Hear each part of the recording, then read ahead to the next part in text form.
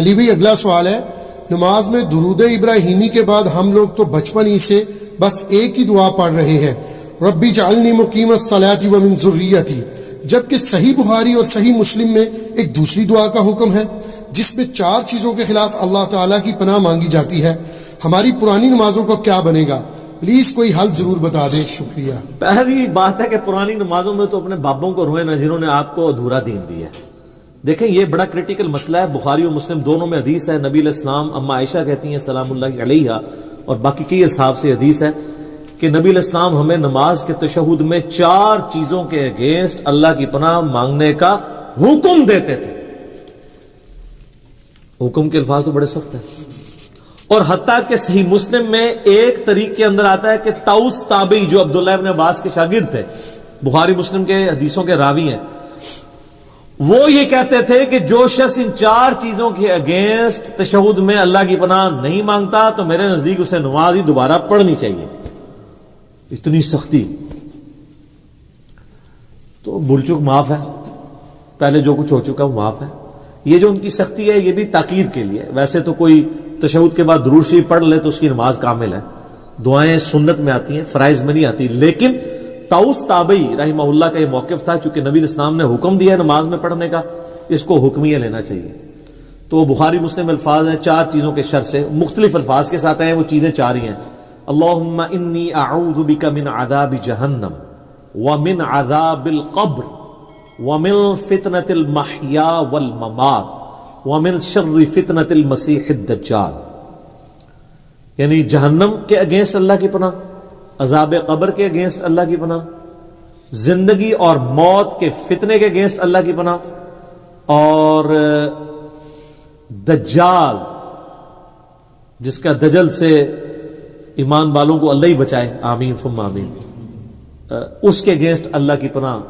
یہ 4 چیزوں کے شر کے اگینسٹ۔ باقی یہ بات صحیح ہے کہ بخاری شریف میں الفاظ ہیں جب تم تشہد میں درود شریف پڑھ چکو اس کے بعد جو چاہو اپنے رب سے مانگو، اس کے تحت صرف یہ دعا نہیں، یہ دعا تو ہے ڈیٹم لیول پہ کمپلسری، اس کے بعد آپ کو جو دعائیں یاد ہیں کتاب و سنت میں عربی زبان کے اندر دعائیں معصورہ ان کو کہتے ہیں، وہ پڑھیں۔ مثلا ایک دعا تو آپ ضرور پڑھیں جو بخاری مسلم دونوں میں کہ نبی علیہ السلام نے، انس بن مالک کہتے ہیں اور کوئی دعا پڑھیں نہ پڑھیں، یہ دعا آپ نے زندگی بھر نہیں کبھی چھوڑی، اللہم ربنا آتنا فی الدنیا حسنہ وفی الآخرۃ حسنۃ وقنا عذاب النار۔ اس سے پرفیکٹ دعا ہی کوئی نہیں ہے۔ اے اللہ مجھے دنیا میں بھی بھلائیاں عطا فرما اور آخرت میں بھی بھلائیاں عطا فرما، اور سب سے بڑی بھلائی آخرت کی کیا؟ وقنا عذاب النار، آگ کے عذاب سے بچا دے۔ یہ اس سے بڑی کوئی دعا نہیں ہے، اور سب دنیا کے ہر کام کے لیے یہی دعا ہے۔ کسی کی اولاد نہیں ہو رہی تو یہ ہے، کسی کی نوکری کا ایشو ہے یہ ہے، کسی کو بیماری کا ایشو ہے یہ ہے، بھلائی ہے نا۔ اور مسلم شریف میں بڑی پیاری حدیث ہے، ایک صحابی کے بارے میں آتا ہے صحیح مسلم میں کہ وہ اتنے کمزور ہوئے گویا کہ چڑیا کی طرح ان کا ڈھانچہ ہو گیا، تو نبی علیہ السلام ان کی عادت کے لیے گئے، آپ کو اندازہ ہو گیا کہ اس نے کوئی کام ڈالا ہوا ہے۔ آپ فرمایا تو اللہ سے کیا مانگتا ہے؟ اس نے عرض کیا اللہ کے رسول میں تو اللہ سے یہ مانگتا ہوں کہ اے اللہ جو تو نے مجھے آخرت میں عذاب دینا ہے نا دنیا ہی میں دے لے۔ ہوئے ابے سبحان اللہ، کیا تم اللہ کے عذاب کو برداشت کرنے کی طاقت رکھتے ہو؟ یہ تم کیوں کہہ رہے ہو کہ اے اللہ جو مجھے آخرت میں عذاب دینا دنیا میں دے لے؟ وہ دنیا میں بھی اللہ کا عذاب تو کوئی نہیں برداشت کر سکتا، اور تمہیں تو چاہیے تھا تم دعا کرتے اللہم ربنا آتنا فی الدنیا حسنہ وفی الآخرۃ حسنہ وقنا عذاب النار۔ یہاں ویسے صوفیاء کہتے ہیں کہ ان کو جوئیں پڑی رہتی تھی، کوئی جو نیچے گرتی تھی پھر اوپر رکھ لیتے تھے۔ یہ گند مند دین نہیں ہے اسلام۔ اسلام میں تو یہ ہے کہ آپ نے اللہ سے بھلائیاں مانگنی ہے، تو نبی علیہ السلام کا بھلائی مانگتے، صحابہ کہتے ہیں اس نے وہ دعا پڑھی، وہ اس طرح صحیح ہو گیا جیسے ایک چوزا جب پیدا ہوتا ہے اس کے بعد میں پر نکل آتے ہیں زندہ ہو جاتا ہے، وہ اس طرح وہ اپنی بیماری سے باہر نکل آیا۔ یہ دعا آپ نے تشہد میں پڑھے۔ اچھا ایک اور دعا ہے جو سیدنا ابوبکر نے حضور سے مانگ کے لی ہوئی ہے، دیکھ لیں صحابہ کرام تو مانگتے بھی تھے تو کیا مانگتے تھے۔ صحیح بخاری میں حضرت ابوبکر نے کہا یا رسول اللہ، یعنی آپ علیہ السلام نے ترغیب دلائی ہے تشہد میں دعاؤں کی، تو مجھے کوئی ایک خاص دعا ایسی دے دیں جو میں پڑھوں۔ تو آپ صلی اللہ علیہ وآلہ وسلم نے ان کے لیے دعا ان کو تعلیم فرمائی، اللہم انی ظلمت نفسی ظلما کثیرا ولا یغفر الذنوب الا انت فاغفر لی مغفرۃ من عندک وارحمنی انک انت الغفور الرحیم. یہ وہ دعا پڑھتے تھے. اس کے علاوہ بھی کئی دعائیں ہیں. رب اجعلنی ضرور پڑھے. میں تو بلکہ کہتا ہوں رب اجعلنی مقیم الصلاۃ ومن ذریتی ربنا وتقبل دعا. اس میں ماں باپ کے لیے اولاد کے لیے دعا ہے. ایک اسپیسیفکلی اپنے ماں باپ کے لیے دعا کریں جو قرآن میں اللہ نے حکمن کہی ہے, رب ارحمہما کما ربیانی صغیرا. اے رب ان دونوں پہ رحم فرما جس طرح بچپن میں انہوں نے مجھ پہ رحم کیا تھا. یہ دعا پڑھیں. اور سر ایک اور دعا بھی یاد ضرور کریں. میں نے بڑی دفعہ اس کی ترغیب دلائی ہے, خدا کے لیے اب اس کو سیریس لیں. مشکات شریف میں 748 نمبر حدیث ہے. یہ مجھے زبانی یاد ہو گیا ہے نمبر بتا کے, ترمذی کے حوالے سے. جامعہ ترمذی میں سورہ صاد کی تفسیر میں یہ آیت ہے, یہ والی حدیث ہے. مشکات میں کتاب المساجد چیپٹر میں پہلی جلد میں 748 نمبر حدیث ہے. نبی علیہ السلام نے جب اللہ کی خواب میں زیارت کی تھی تو انہوں نے اللہ تعالیٰ سے وہ دعا مانگی تھی.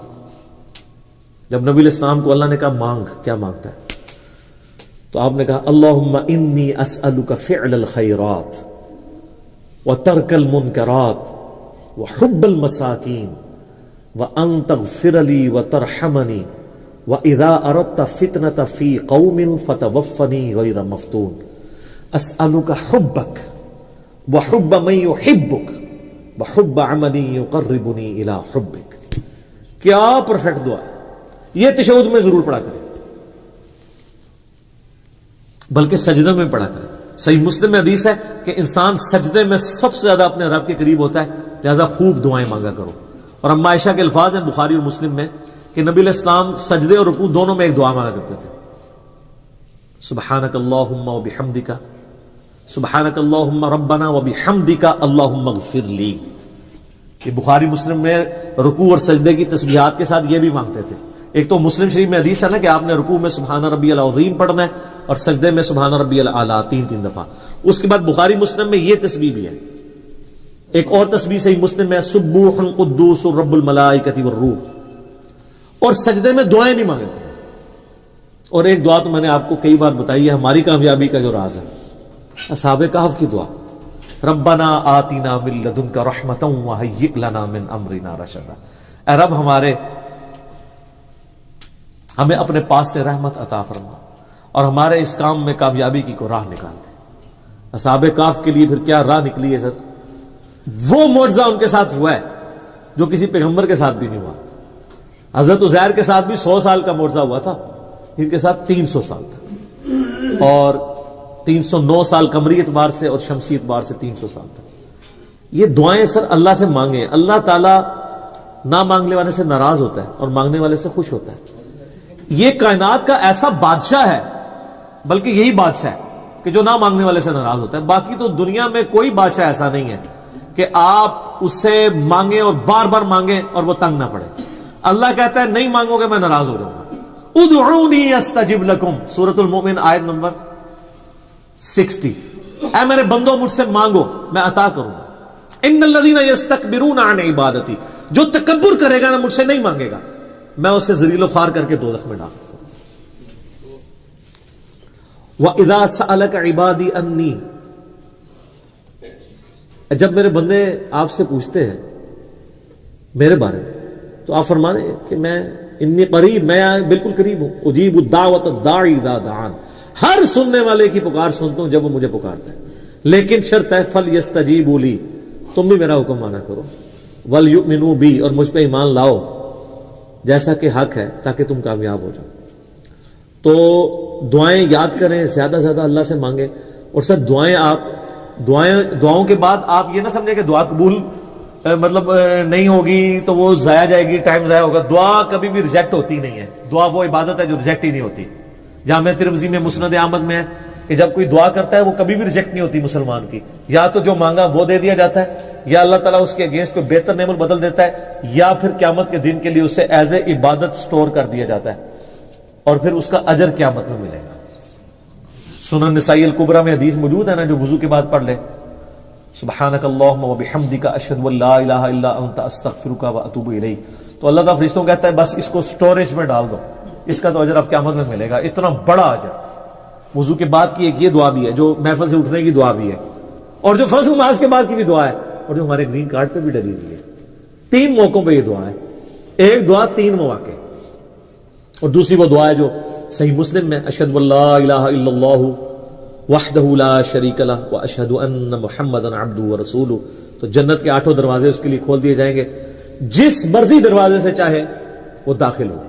تو اب رہا پرانی نمازیں, تو سر پرانے بزرگوں کو رو, ویسے رو کوئی نہیں یار, خوشیاں مناؤ. یہاں لوگ پرانی چیزوں کو روتے ہیں. یار آپ شکر نہیں ادا کرتے کہ جن کو آپ اتنا بڑا سمجھتے تھے وہ تو مارے گئے تھے. جو آپ اپنے آپ کو کچھ نہیں سمجھتے تھے, اللہ نے آپ کو کہاں گندے نالے سے اٹھا کے کہاں پر پہنچا دیا. تو بزرگوں کے غم پہ اپنی آخرت کی خوشی کو ترجیح دیں. یہ میرا گولڈن کوٹ لے جائیں. بزرگ بابوں کے غلط سکھانے کے غم پہ, اور جو ان کے ساتھ ہو رہی ہوگی اس گمراہی پھیلانے پہ, اس کے غم پہ ترجیح دیں اس خوشی کو کہ میں بچ گیا. ٹھیک ہے. یعنی ہمیں لوگ کہتے ہیں نا جی آپ نبی الاسلام کی وفات کا غم کیوں نہیں مناتے. سب نبی الاسلام کے آنے کی خوشی اور آپ کے ذریعے جو ہمیں ہدایت اور ہمیشہ کی کامیابیاں جنت کی مل گئی ہیں, وہ ان کے جانے کے غم پہ بھاری ہے.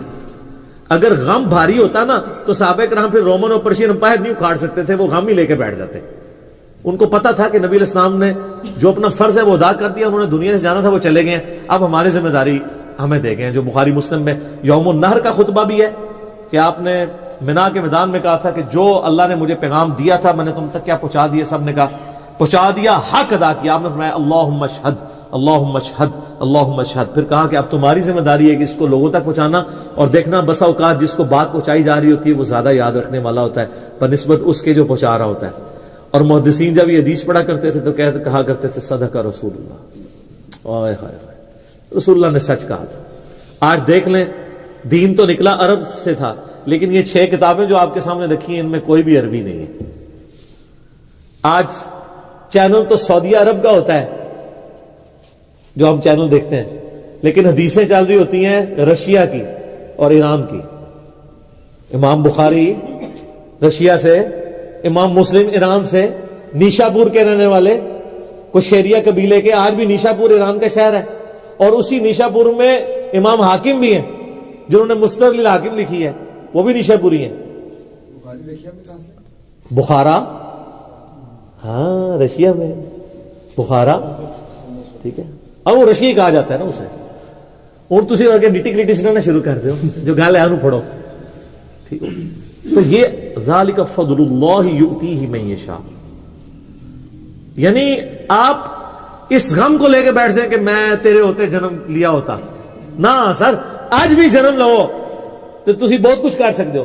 امام بخاری کے لیے کہتے تیرے ہوتے جنم لیا ہوتا, تو سر انہوں نے اپنے زندگی میں 200 سال بعد آگے ثابت کیا ہے کہ تیرے ہوتے جنم تو نہیں لیا, لیکن کام وہ کیا ہے کہ جو تیرے ہوتے ہوئے جنم لیے والوں میں سے بھی کئی لوگوں سے نہیں ہو سکا. سر تھوڑی بات ہے, پوری دین کی عمارت کھڑی ہوئی ہے. ٹھیک ہے, تو غم کی بجائے نا کام کیا کریں. میرے آگے آ کے سارے رونا, او جی وہ اے ہو رہا ہے جی, وہ ہو رہا ہے جی, دیکھو جی دنیا کس پاس جا رہی ہے. سر اے رونے نہ رو, ان لوگوں کی ریمیڈیز کرو, لوگوں کو سمجھاؤ, لوگوں کو بتاؤ کہ یہ غلط ہے یہ صحیح ہے. لیکن اس کے لیے آپ کو جھوم جھوم کے کہنا ہوگا کہ نہ میں وابی نہ میں بابی, میں ہوں مسلم علمی کتابی.